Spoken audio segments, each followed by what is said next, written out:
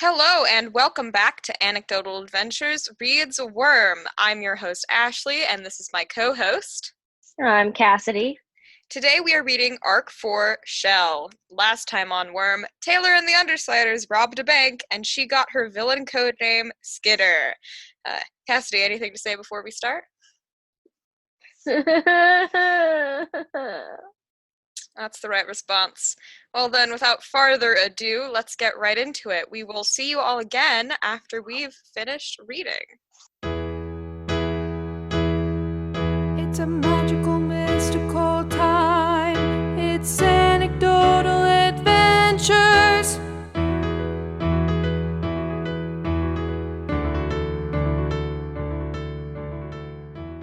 Hello, and we are back from having read Arc 4 Shell, and oh boy, that was a doozy, wasn't it, Cassidy? Oh, it really was. We went I'm on still recovering. an emotional whiplash ride, but let's start at the beginning where we see Taylor at school standing up to Emma for the first time that we've seen with some really great comebacks, though of course we know the reason she has all that confidence. You probably shouldn't glean. Actually, if you rob a bank and get away with that much money, I understand gleaming that much confidence from it. I don't blame her. And I also think it has something to do with sort of, I face down Glory Girl and Panacea, two of the most powerful capes. I face down lots of the wards. You're nothing right now. You're barely anything, Emma. Yeah, and I like that she stood up for herself without punching anyone in the face. It's a nice change from some of the more violent behavior we've seen from Taylor when sticking up for herself as a villain, a Skitter. I dislike Emma in my very core. I want to know what her justification is for this, what she thinks she's doing. We learn so much about the bully's horribleness in this arc. But moving on, we get some casual mentions of what happened with her day and how, it was so good because they did make the front of the newspaper an Amber Alert did, so a missing child. And was I the only one that heard alarm bells when I heard that? I was like, ooh, ooh. I feel like that might be important later. Yeah, you don't put a gun in a scene unless you're going to use it. Chekhov's gun and missing child at the same time that happened around the robbery. Anyway. We see the Undersiders go to hang out at the market. Can I just say that Alec wearing a Kid Win t-shirt made my day. It made everyone's day. That was great. The irony. Such a good quip on his part with no words necessary. But such a good way to deflect the attention from themselves. I think this is the arc where all of the Undersiders become much more human, become people that are real and have empathy and are good in ways that is weird to see on supervillains. Yeah. Because Lisa talks about she takes Taylor aside and they go shopping together for clothing because Lisa wants her to step out of her shell, and she sort of confronts Taylor about her crappy civilian life and how at first she said that she first thought there was something going on with her dad, but then she heard Taylor talk about her dad and was like, no, that can't be it. So it has to be something at school. She's like, if you want us to help, we can. And Taylor just takes a moment to imagine Lisa walking up to Emma and emotionally destroying her, which is a nice image to maintain. But unfortunately not what Lisa had in mind. Definitely, we hear what Lisa had in mind later, which is also Taylor thinks is a nice image to maintain. Anyway, Taylor denies this very quickly because she wants to keep her life separate. It's a very important part of her rationalizing her decisions is that they stay farther apart. And we see throughout this arc that cannot be maintained. It's collapsing all around her. They go shopping. They get some clothing that Lisa buys for her. And they go to Fugly Bob's to eat dinner, joining Alec and Brian. I want a dinner joint that is actually called Fugly Bob's now. Like, please, can I get a Fugly Bob's? And they have, like, the hideous burger. It's pretty great.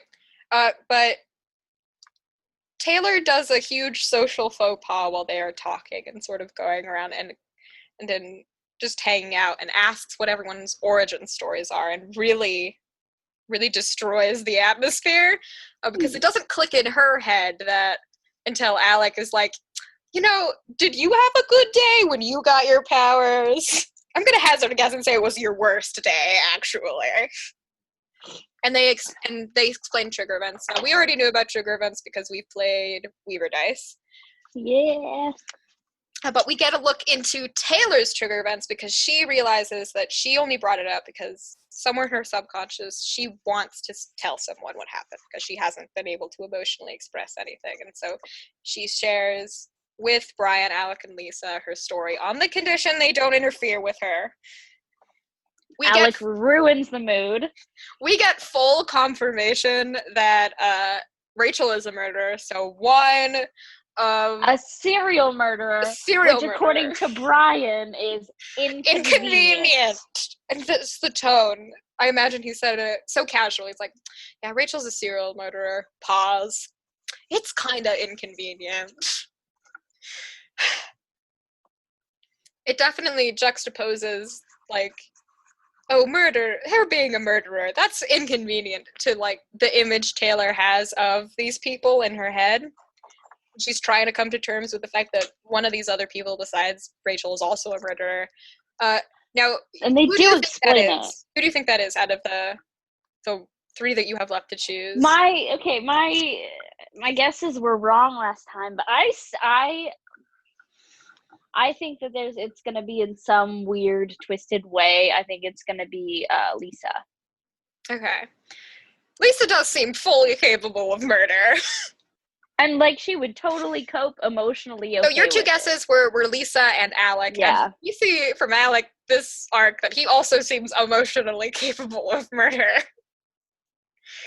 So, I mean, your two guesses still up in the air. We'll give you the points if you get one of them right. And with Rachel, they did explain away, because they explained how this serial murder came about, that she had used her powers on a dog that was not trained, and the dog was abused and scared and just went off. And it is also followed up that Lisa does not know if Rachel has committed murder in the time between her having her trigger event and getting her powers and joining the Undersiders. But from what we saw in the interlude, probably. I mean, probably. But they talk to each other about Taylor's trigger event, and they're all justifiably horrified because it's awful. So at first the girls stop bullying her for a little while to give her a false sense of security. They send one of their little lackeys to go to pretend to be her friend, to get her even more into a false sense of security. And then after winter break, they shove her into her locker, which they have filled with feminine waste products of used tampons and pads. Filled to the brim, they shove her in it, they close the door, and they lock it, and she's in there for an amount of time, and she triggers. And it's not pretty to, like, hear about or read about. And I think that at that point, any story arc that could have maybe redeemed any of these bullies is utterly destroyed. Because that is crossing a line that even the three villains, the actual literal supervillains at the table, are horrified. Like, even Alec was like, I'm trying to eat. What the hell? And I think we get some more about all three of their characters, but I think Alec's reaction was most surprising because it was really strong. It's like, why aren't you fucking with them? Why aren't you fucking them up? We could fuck them up if you can. Why aren't you letting us do that? Yeah, and then Lisa is immediately like, what if we kidnapped her and then ditched her in the woods naked? And Just Alex's follow-up nothing. suggestion was, okay, maybe we're not naked, but in the forest without an ability to call for help. Like, they're super on board with terrorizing these people for Taylor, which I think is, A, what Taylor kind of needed to hear, and B, gonna make it so much harder for Taylor to do anything she wants to do involving this. She's getting so emotionally attached. Especially since they put so many good ideas in her brain, like wasp sting on the lips and nose. Yeah, and like right before Alec makes a good point, I think, and brings out with his prodding the real reason she's a supervillain. It's escapism. She says it without thinking when he asks, if you're not fucking with them, if you don't believe in an eye for an eye ideology, why the fuck are you a supervillain? And she kind of like, she didn't even think about it. And she was just like, escape. Yeah, and we can see the justification sort of fizzling down when she's unthinking, she's the most honest.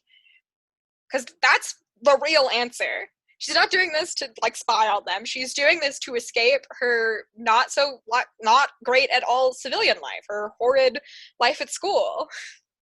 Which they're being genuinely friendly to her. And so she's, and Brian likes her. So much! Brian is totally also has a crush on her. And Lisa knows it. Lisa is like, yep. I think the most terrifying thing in this chapter might have been that Lisa's response to her saying that was like smirking, like, haha, yeah, it is. Like she had some small victory there. What does Lisa know? I kind of want Lisa to know that and I think I said this last episode or maybe the before that. I want Lisa to be 100% aware of Rachel being a double agent. Taylor, you mean? Or Taylor, sorry. Of Taylor being a double agent. But Lisa being so confident that Taylor's desperate for social connections that she knows for a fact Taylor won't, like, turn them in. Yeah. I want that badly. And Brian shares his trigger event as well, and we get a little more look into him. His family is divorced, and his sister lives with his mom. He lives with his dad. He learned boxing from his dad. And his sister and his mom, not a very good, neither of them are great parents, but his mom's definitely the worst one.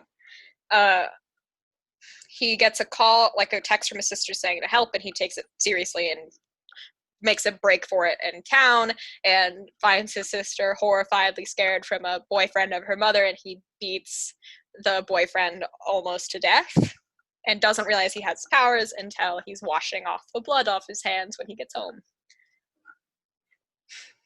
Go you, dude. Okay. Like, that is a thing that some people are like, oh, even if they say help, like, they could be lying. I would rather, like, be wrong a million times and have it be them overreacting about being stuck in a t-shirt than me wrong about that situation. Like, go Brian. So maybe not within an inch of his life, but like. Yeah, and Lisa has the best quip to this, because Brian gets 3 months community service, and she's like, oh, and you've been such a golden boy ever since. And we learn a little more about what their boss, the villain boss, has over Brian's head, is that he is helping Brian get set up so he can take parental guardianship over his sister, who is living with his dad, who doesn't know how to take care of a daughter right now. Really not that hard to figure out. Like, read a self-help book. His dad doesn't sound the person to do that. Just one self-help book. Maybe even a couple chapters. Just read the bulleted list they have at the end. You count the number of good parents we've met in this story. Taylor's dad. Is he really the best parent, though? She's being a supervillain. He's let her get away with everything. He's not a terrible dad, but is he a good one? He's doing his best, which is more than the other parents. Wait. The superhero we saw in the interlude. Nope, she is a villain and the racist. She is part of Empire 88. Her supervillain name is Purity. Ooh, that chapter really tricked you into liking her. That interlude. Like, she's a caring parent. She hates the fact that Theo, who's Max's kid, her stepchild, is like been completely destroyed pretty much by his relationship with his father, and does not have a semblance of teenage rebellion. Then, I think that Theo and Alec are the same age, so Theo's only like a year or two younger than Taylor.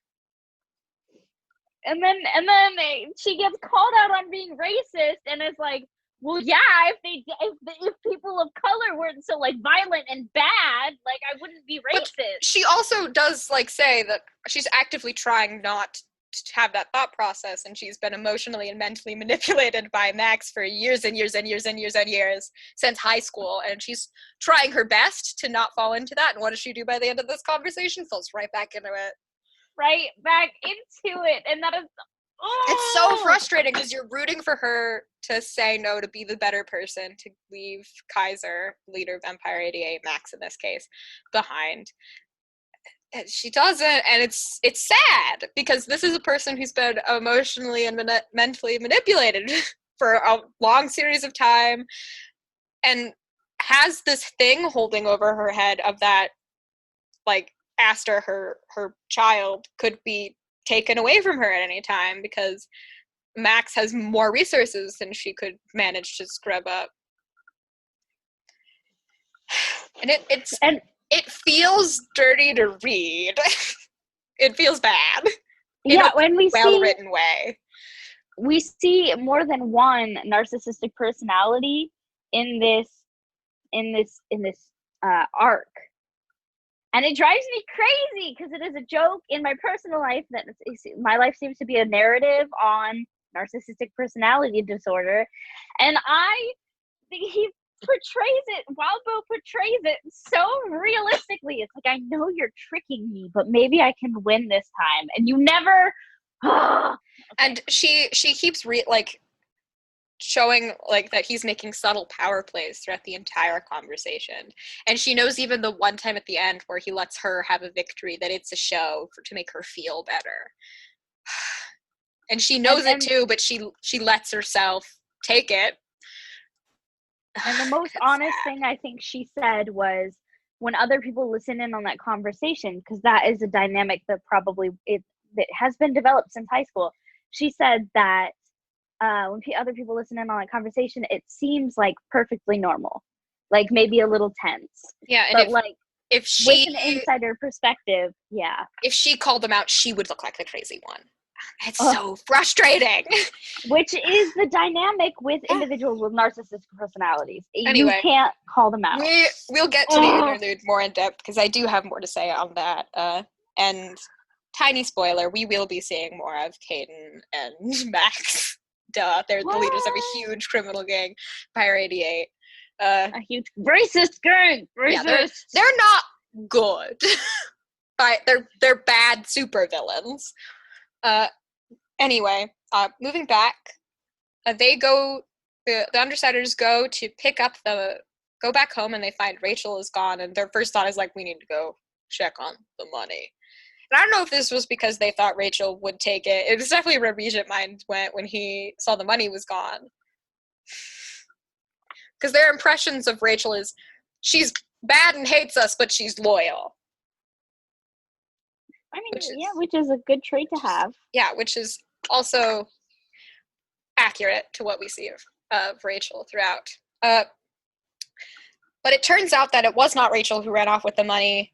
We later find it was Bakura, but first we see Uber and Lee in the most comedic ripping apart of supervillains to ever take place.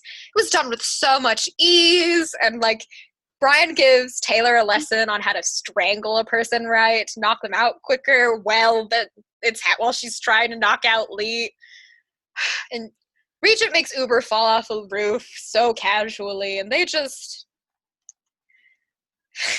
tear each other. They tear Uber and Lee down so fast. But then we get a tonal shift with Bakura showing up. What do you want to say?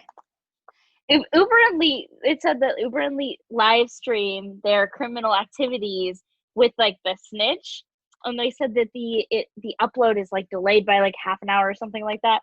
Does that mean there's now a video of like pure darkness, but like Tattletale ripping the crap out of them? I hope the audio was at least salvaged. I like Regent's reaction to Taylor messing with the cameras, like, man, I really wish you didn't mess with that camera. I wanted to see how many clicks on YouTube that would get after he knocks him out the roof. They banter so casually.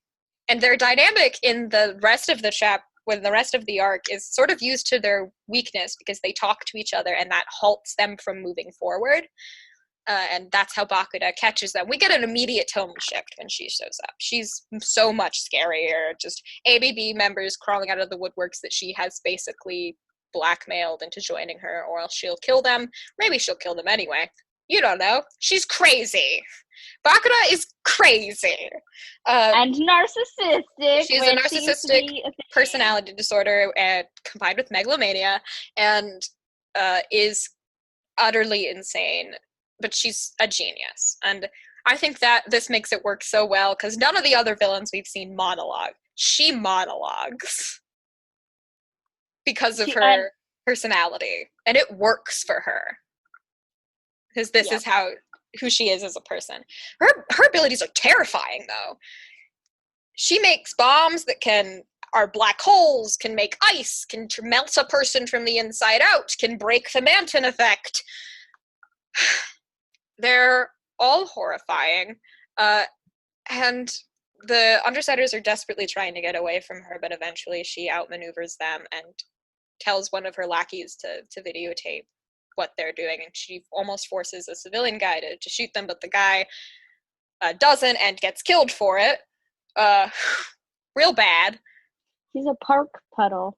Real bad, and I don't need a pud off of some guy being melted into this rage. You're not even going to get a pity laugh out of me for that. That's just bad. I'm shaking my head disappointedly right now. You can't see that, but I am. Will he be missed? Because, liquid evaporates. Nope. I'm not gonna give you even the satisfaction of a smile. In fact, I'm feeling deep disappointed in it. What happened was horrifying, and I don't want to make jokes about it.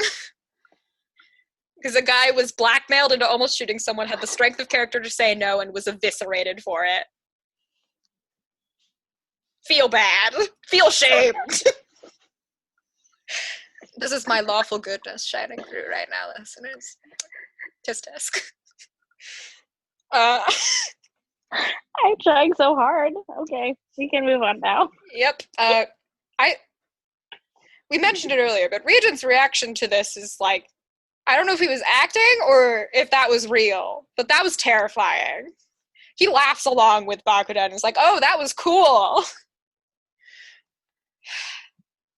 And her immediate reaction was, I know, right? And she tries to explain it. He's like, stop. I don't mean that what you did was cool. I mean that it's cool to see a person soup. I didn't know what that would seem like, and I've seen it now, and that was cool. And they commiserate together. It's like, oh, he must be doing this on purpose, right? To get in her head. And then he completely goes back to being belligerent and cruel to her.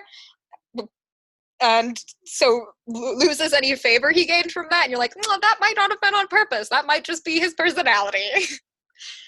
Like, dope, I saw park puddles on the ground. Well, we get a lot more about how these guys are human and, like, nice to Taylor.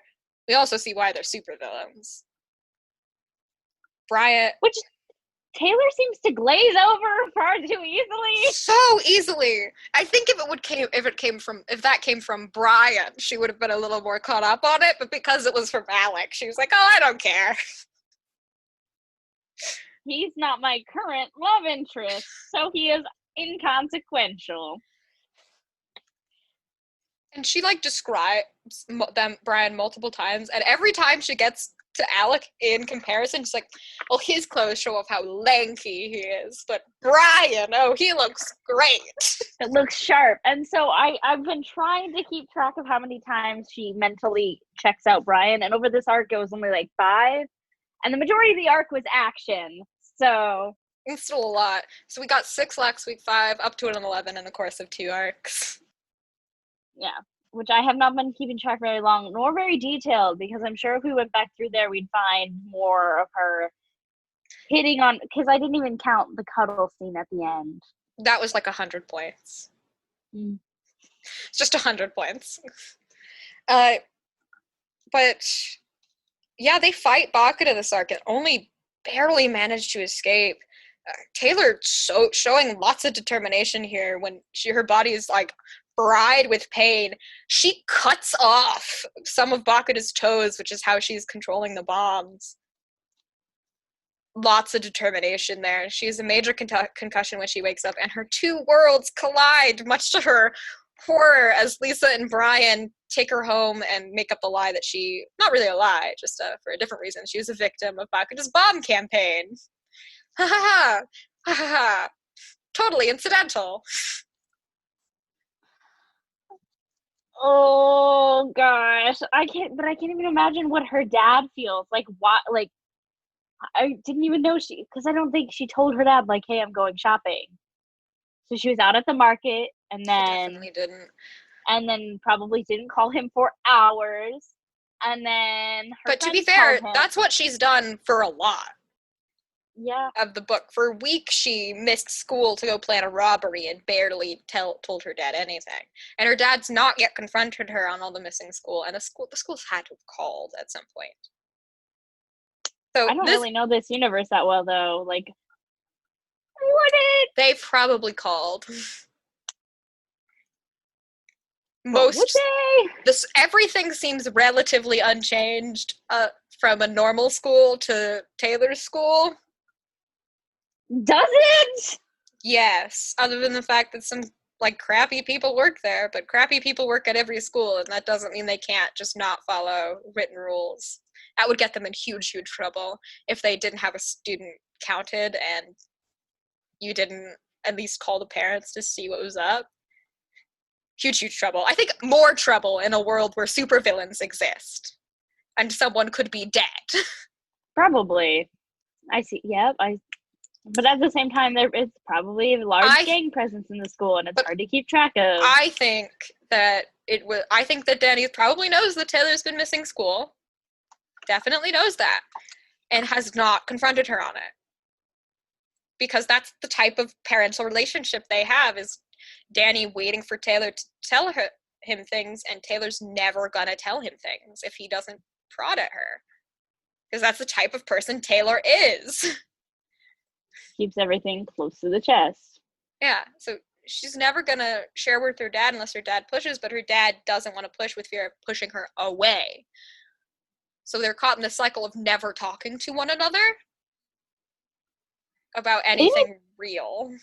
They need family therapy. They need a counselor so bad. You know how much of this world's problems could be solved with a real good therapist for everyone? But the correct good therapist for everyone. Just a decent needs a therapist. A decent amount of this world's problems could have been solved with a therapist and good parenting. Yeah, because if Bakuda had parents that knocked her down a peg a little bit, she wouldn't have developed throughout her childhood. No, such a terrorist person.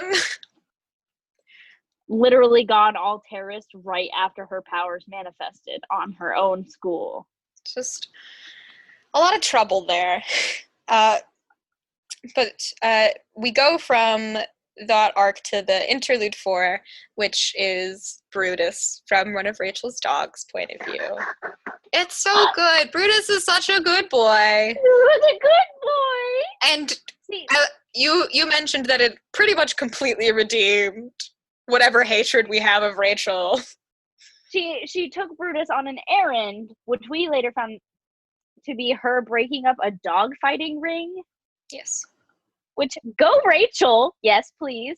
And 2, Brutus is such a good boy. He's such a good boy. She does do a terrifying thing where you're just like, is she gonna have Brutus bite an arm off of a child? And she does it to teach the woman a lesson of having this girl climb on Brutus and being like, oh, aren't they cute?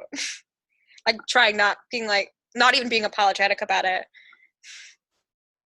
And show it. I don't think the mom is gonna let that little girl approach dogs anymore at all.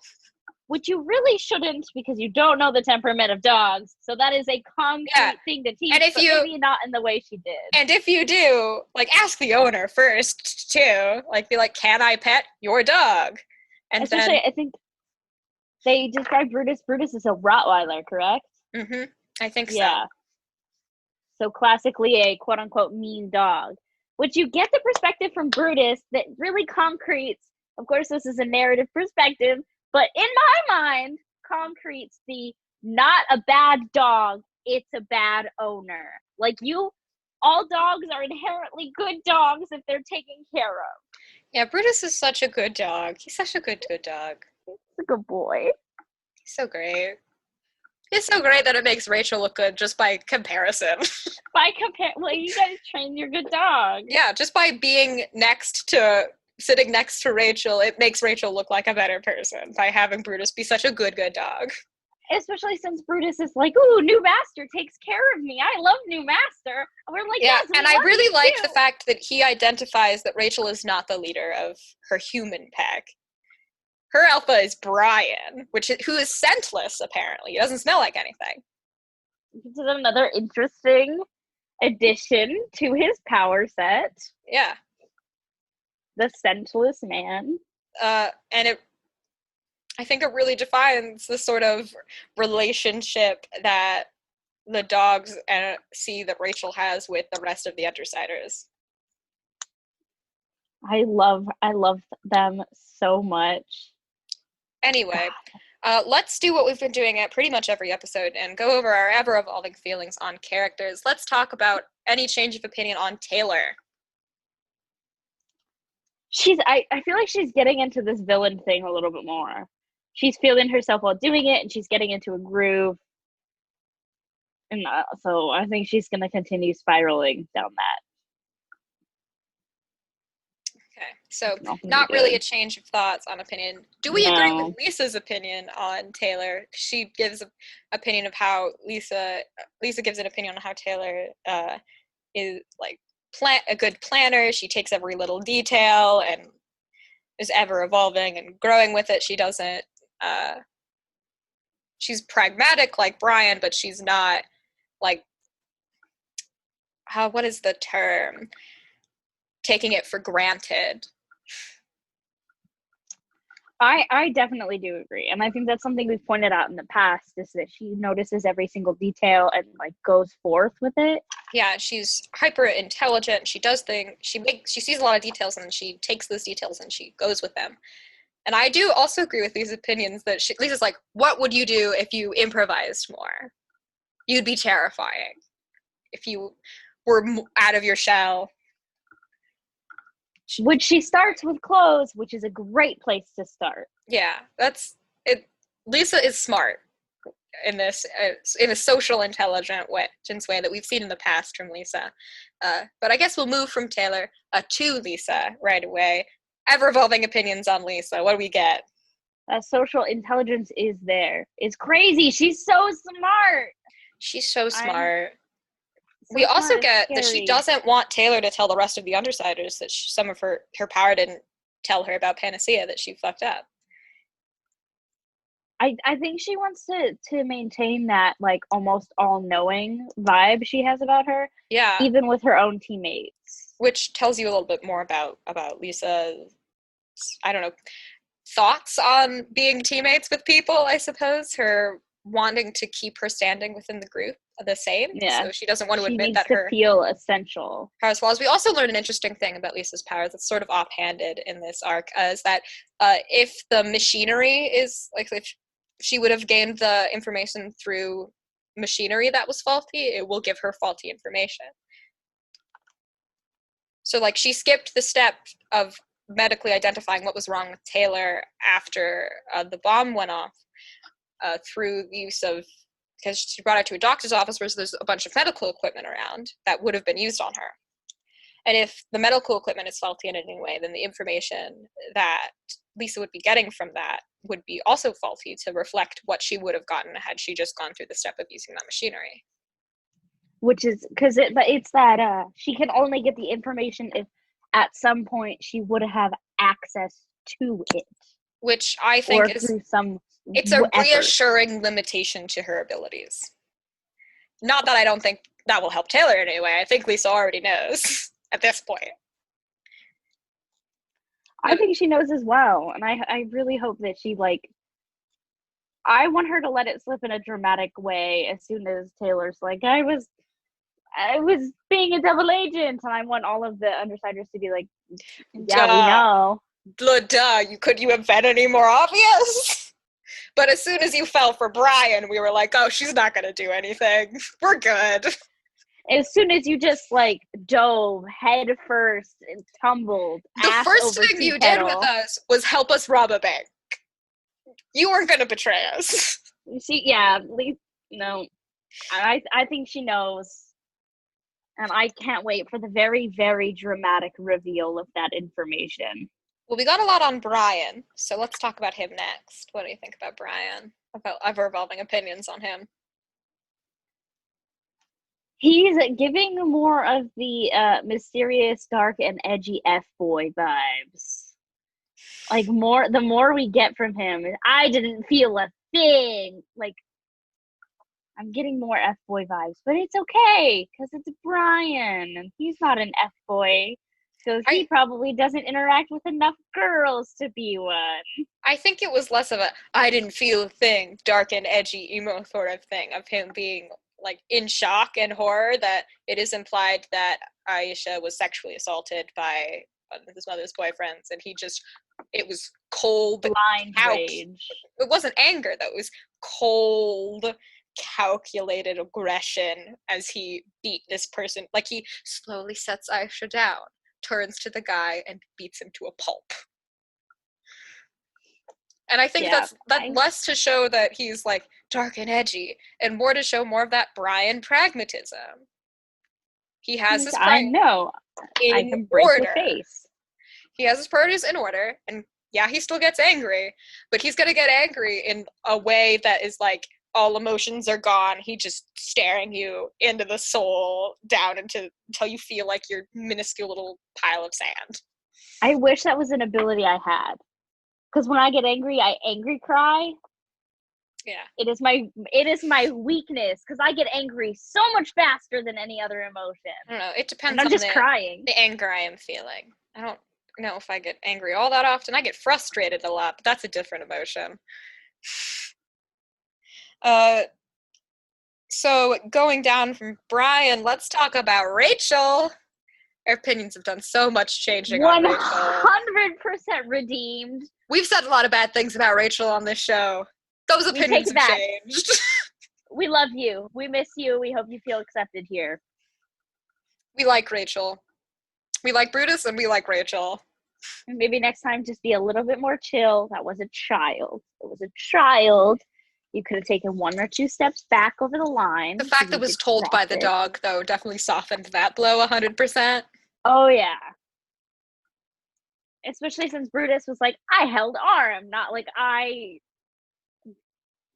literally, like, instead of, like, we could have gotten the mother's perspective of, this dog just bit my daughter's arm. And is holding it in her mouth and, like, clenching it every time the daughter tries to move it away. Like, I bit arm. I'm good boy. I'm holding. Child will not move. Child knows they will not move. I am good boy. Softens that blow so much. Yeah, we see... Rachel maybe doesn't care about humans as much as she probably should or could, but she cares about dogs a lot. And that, it's like, each of one of these bad guys, it has a little redeeming quality about why they're a bad guy. Rachel's things is dogs, Brian's is his sister. I'm so curious to find out what Lisa and Alex are, because both of them declined to share even the tiniest bit about their backstory. Which is also fitting, because they're the people that, when Taylor looked up, the world knows the least about. Yeah, that is actually a lot more fitting. They're the people that are that don't say, that aren't gonna elaborate on their past, which minorly mysterious and concerning. And we do know because we started playing the Weaver Dice game, and it is like with powers like Tattletales, usually it is long and emotionally painful process to get those powers. Alex is a master, so he must have had a trigger event like Rachel or Taylor. Which, I mean, none of them are good, but we know a little much more to expect from Alex's end of things, and I think we have to expect on Lisa's. I also think it's an interesting parallel of how they respond to being asked about their backstories. Lisa laughs and says, I need to drink, and it'll take a few years until I'm legally allowed to drink, so ha ha, ha ha. And Alex just avoids eye contact and says nothing. And I also think it's that how socially intelligent are you? Alec is not socially intelligent. Not at all. He has quips for days. So he's the most sarcastic child ever. And Lisa has social intelligence and knows how to brush it off so it doesn't seem as suspicious. Or as overtly, I don't want to talk about it. I do find it interesting how they're like, well, really to know about this part of being a parahuman, you have to take that. Yeah, because what celebrity hero is going to talk about it? Especially to maintain the illusion of celebrity. Why are they can't share having a moment like Taylor. We did learn that Glory Girl talks about hers, which is the epitome of what we were talking about with the 13-year-old boy thing in this Homestuck series, about like the worst thing that I'm ever going through is the worst thing I am going through. The worst thing Glory Girl probably ever went through was getting fouled in a basketball game. And we learned this is because of having a second generation of ability. Now, I don't know, this is a theory, so I don't know how reliable this is going to be. We also don't know how much Glory Girl is telling the truth in that moment either. Because, once again, she's a celebrity in a public face. So we don't know how much that is true. Wait, we can put, yeah. Especially for the amount of power that she has. And the amount of different abilities she has and classifications of abilities she has in there. We don't know. We know the public opinion. I do appreciate that Tattletale was like, and that's why we hate Glory Girl. If you needed more reason to hate Glory Girl, she's a second generation cave. Deal with that. Which means she stubs her toes and has superpowers. But yeah. Push your fight or flight to the max, or get fouled in a high school basketball game. Ever-evolving opinions on Alec.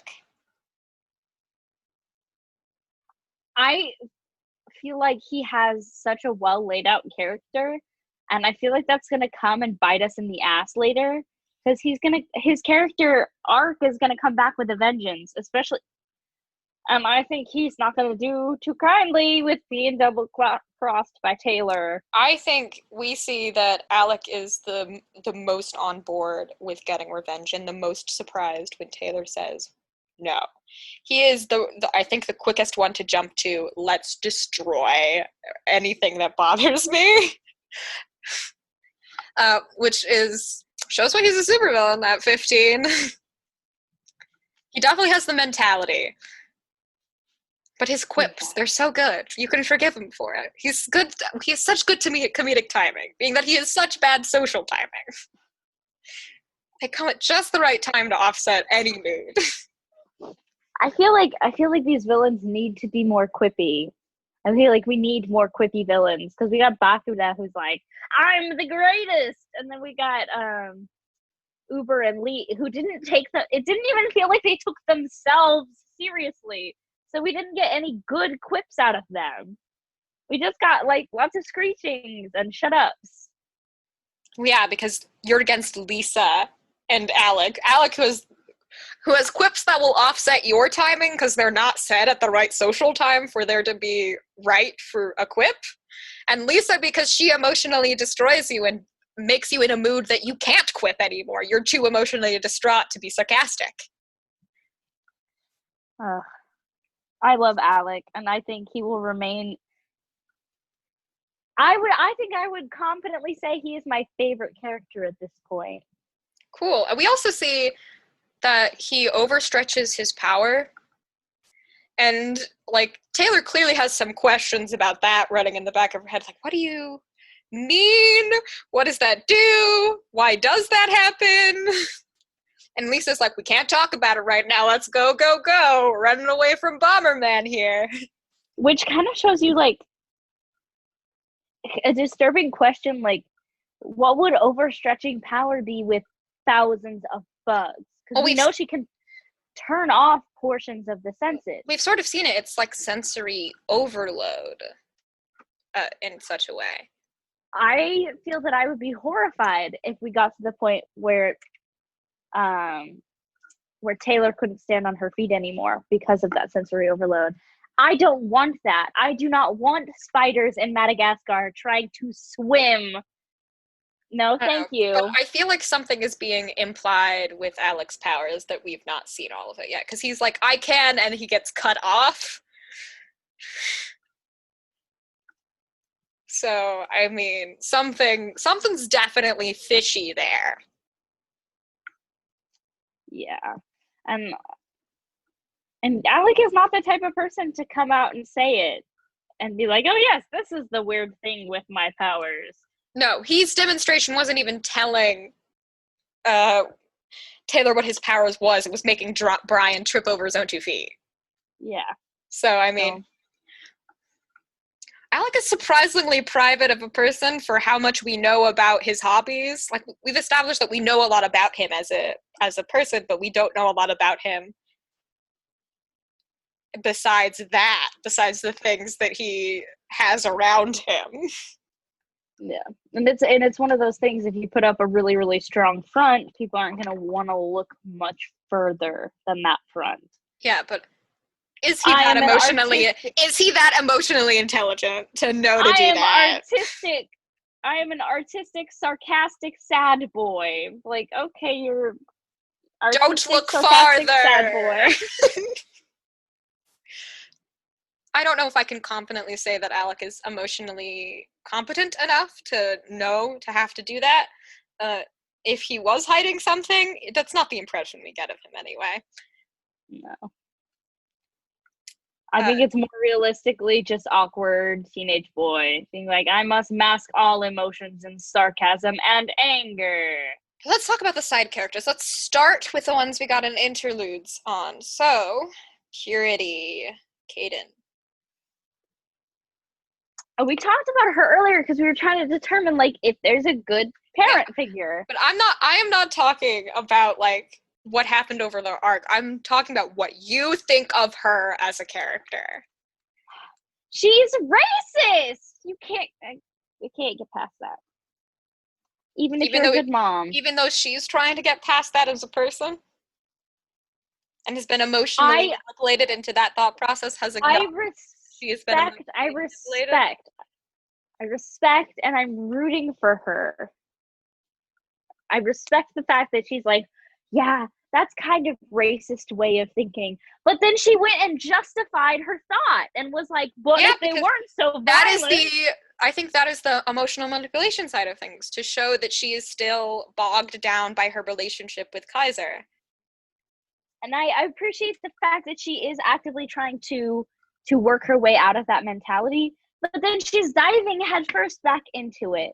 So I can't put much weight in her thinking that. Which is a very common thing to do when you're when you're in an emotionally abusive relationship. Yes. Like, it is clear that she is in with Kaiser. Yes, and I support her as a character, but I can't like her. That is fine. I can't like her. Well written though. They make you, when they drop the racism bomb, you already like her because they showed the mom first, and then like, oh, she's great. Maybe you think you're almost seeing a hero, like a hero who doesn't work for the Protectorate at first, or a vigilante. She's a villain. She's a villain who's only trying to clean it up for her daughter. Yeah. And then they hit you in the face with the racism, and it left me reeling. Wildbro really pulls the wool over your eyes and then, like, rips it off. Like, Which is good writing. It is a really good writing on his part to make you emotionally attached to Caden, so when they drop that bomb, you feel bad and you feel a little manipulated, but you still have that, I feel pity for this person. You don't like them, but you feel sympathetic for their situation and the fact, like, you feel bad for them. Yeah, and maybe ignorance as a whole.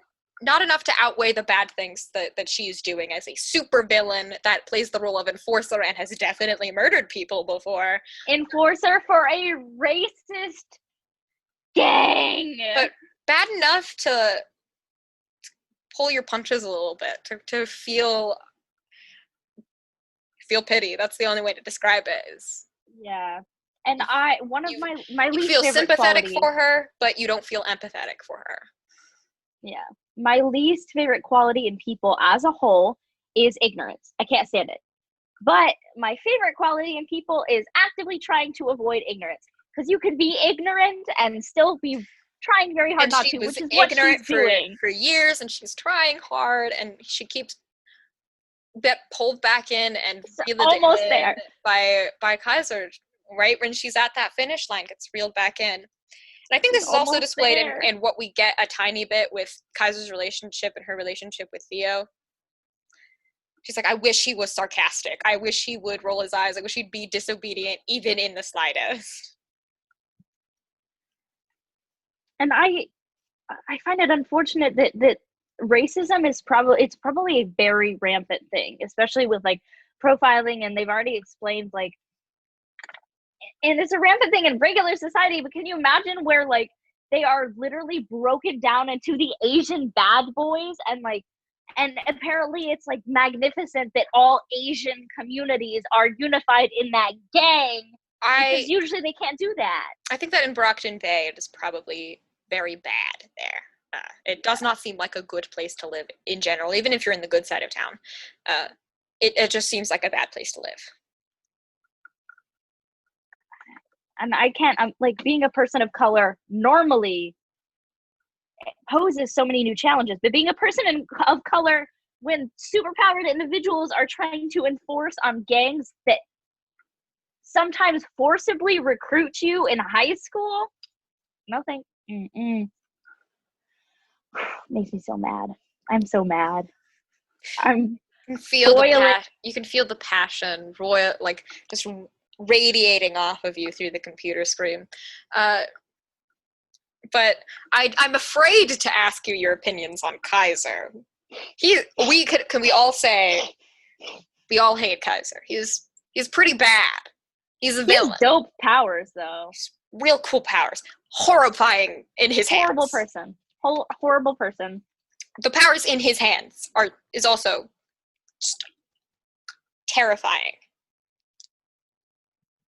And I can't imagine what. And the fact they introduced this was an interlude that interrupted the arc. They introduced these characters in the middle. They're gonna be important later. Probably all four of them, Aster, Theo, Caden, and Max, are probably all going to be important somewhere down the line, because this book is huge. You don't put gun in the scene unless you're going to use it, especially in a book this long, where you have no excuse to not use it, and the planning has seemed to be done so meticulously. Anyway, what are your overall thoughts on this arc? I think we get a more raw look at Brockton Bay, because you get more of a perspective of Empire 88, who is rampant racist, and it gives you a little bit more perspective to how people probably are given the ability to rationalize their racism even more strongly. Like, I don't like Asian people because there's a large chance they're part of a gang. Well, that's still your racism speaking and your stereotyping, but they have a reason to back it up, and that.